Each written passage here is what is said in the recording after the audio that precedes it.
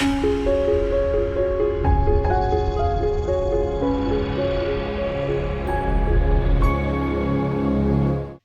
po, welcome sa ating part 3 ng pinag-uusapan natin tungkol sa bautismo sa tubig. At nung nakaraan, yung part 2, pinag-usapan natin yung tunay na pagsisisi. At sinabi ko sa inyo na merong category pag pinag-uusapan natin yung tunay na pagsisisi. Paano mo malalaman kung hindi ka lang nakukonsensya? Paano mo malalaman kung tunay yung pagsisisi mo? So alamin natin dito. So ang pinaka kapansin-pansing katangian ng pagsisisi ay ang pagdulot nito ng pagbabago sa tao.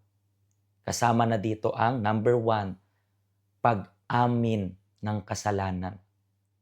Upang ang isang tao ay magsisi, kailangan muna niyang kilalanin ang pagkakaroon ng kasalanan at ang pananagutan ng kanyang mga ginawa.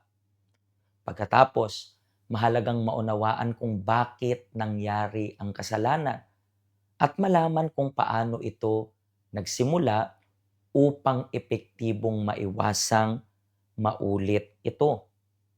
Maraming tao ang nagtatakang panatilihing malinis ang kanilang konsensya sa pamamagitan ng pagsasawalang bahala sa kanilang mga kamalian.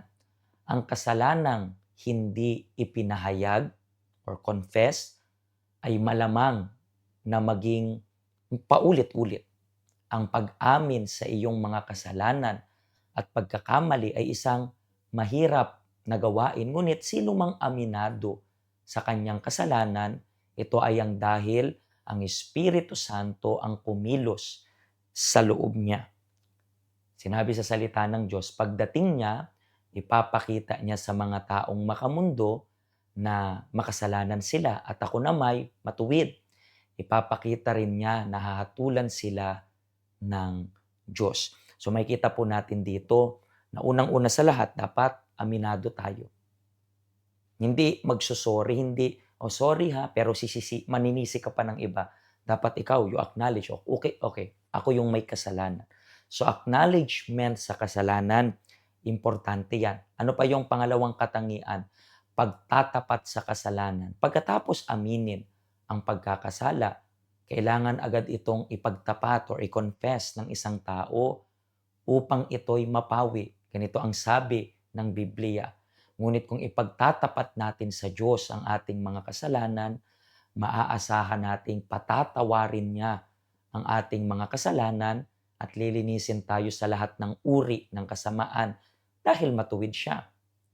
Kung aminado tayo sa kasalanan ngunit hindi ito ipinagtapat, ito ay mananatiling nakatago sa ating puso at sa huli, aakit ng iba pang mga kasalanan. So, kinakailangan rin po na i-confess.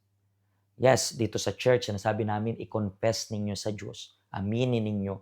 Pero kung nagkasala kayo sa tao, kailangan nyong aminin rin sa tao na nagkasala kayo. Sabihin, oh sorry, nagkasala ako sa iyo. Hindi pwedeng nakatago. Kinakailangan ilantad mo yan sa Panginoon, ilantad mo rin sa tao na nagawan mo ng mali, humingi ka ng tawad, hindi lang sa Diyos, kundi sa tao rin na nagawan mo ng mali. Okay, last na katangian ng pagsisisi, ang pagkapuot sa kasalanan. Kung ang tao ay nagkasala at inamin niya ito, ngunit hindi niya ito tinapos sa pamamagitan ng pagkapuot sa kasalanan, tiyak na babalik at kakatok muli ang kasalanang iyon sa puso niya upang muling makapasok sa kanyang buhay. Ang Diyos mismo ang nagtuturo sa atin upang magsisi ayon sa nasusulat. Ano po yung nakasulat diyan? O, hinamak mo ang mga kayamanan ng kanyang kabutihan, pagtitiis at pagtitiyaga na hindi mo nababatid na ang kabutihan ng Diyos ay umaakay sa iyo sa pagsisisi. Ang pagsisisi ay isang regalo mula sa Diyos at ang daan upang tayo'y makipagkasundo sa Kanya.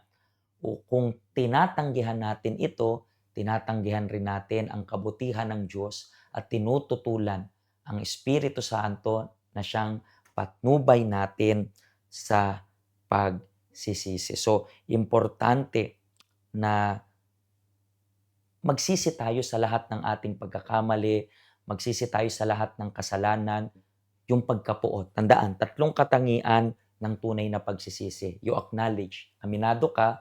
Pangalawa, you confess it and you hate it.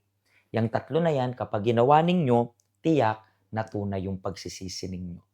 Sa susunod na episode, sa ating part 4 ng episode, malalaman ninyo kung bakit natin linulubog sa tubig, bakit ilubog sa tubig yung tao. So, abangan ninyo po yung next part natin.